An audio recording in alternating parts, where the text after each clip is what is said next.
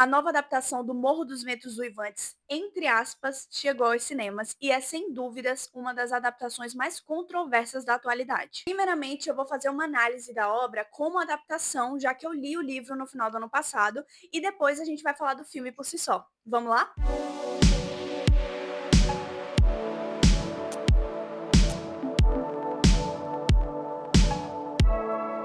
Primeiro de tudo, e o principal ponto de reclamação sobre esse filme, a gente precisa levar em consideração que esse é um livro de 1847, que aborda temas como amor, obsessão, vingança, trauma geracional e, além de tudo isso, conta com Heathcliff, um protagonista anti-herói não branco que aborda temas como racismo e todos os preconceitos que o personagem sofre durante a obra. Imagina então a reação da audiência quando Jacob Elord foi escolhido para interpretar esse papel. Quando a diretora Emerald Fennell escolhe utilizar o título do livro entre aspas para o seu filme, não é à toa. Com isso, ela está querendo comunicar que aquilo ali é uma visão da própria sobre a obra e não a obra em si. E os autores têm essa liberdade, goste o público ou não. Até porque a gente está falando de um livro que virou domínio público em 1919, há mais de um século atrás. E aqui a Fennell utiliza e muito dessa liberdade, então quem espera uma adaptação mais fiel ao material original, eu recomendo o filme de 2011 dirigido pela Andrea Arnold. Já no filme de 26, a gente tem uma abordagem que altera completamente a ótica sobre qual a história é contada. Enquanto os temas centrais do livro percorrem temas como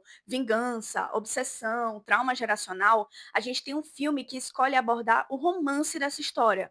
E não romance aquele conceito lá do romantismo, e sim romance como a gente tem de hoje no século XXI. E além disso, ele escolhe principalmente abordar o desejo que envolve esses dois protagonistas. E é interessante a escolha da autora em abordar justamente o que é não dito ou explicitado na obra original. Enquanto os protagonistas nem chegam a se beijar nesse livro, quando a gente lê ele em 2026, quase 180 anos depois de que a obra foi escrita, é natural que o nosso imaginário leve a uma visão mais próxima da nossa realidade em cima dessa narrativa. E é um pouco disso que a Emerald escolhe fazer no filme dela. Agora, se ela faz bem ou não, aí é outra história. Vamos falar do filme?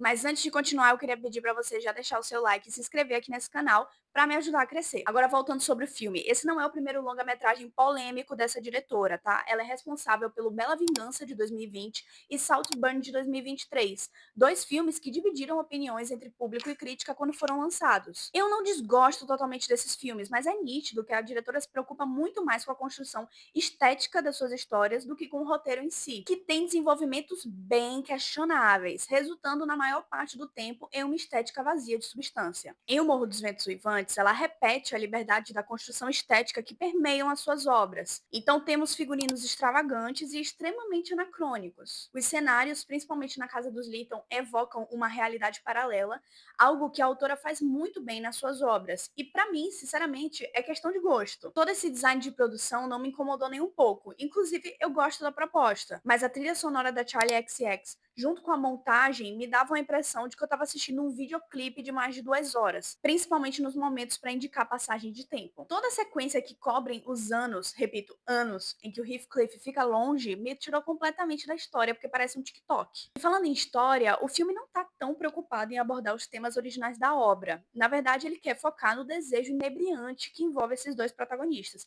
E isso o filme faz muito bem, cativando o espectador do início ao fim na espiral de desejo e tesão que conduz a narrativa. E eu queria mencionar que o primeiro segmento do filme, enquanto eles ainda são crianças e o foco ainda não tá nesse tesão louco, funciona muito bem. Ainda mais quando comparado com a obra original. PS, quando eu tô falando do primeiro segmento do filme, eu não estou falando da cena inicial.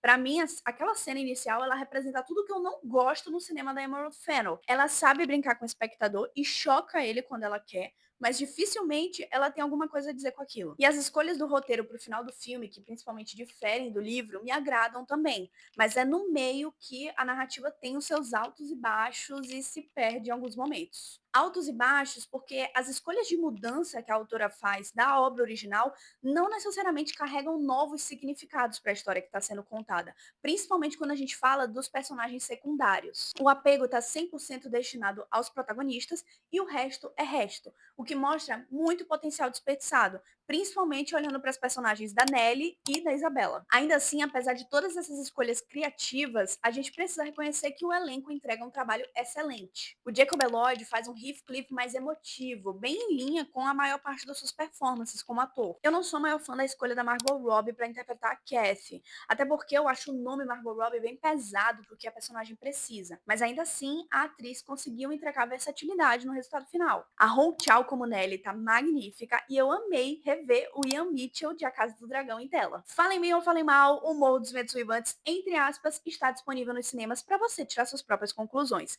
Se você já assistiu, comenta aqui o que você achou e não esquece, por favor, de dar o like nesse vídeo e se inscrever no canal. Até a próxima e tchau!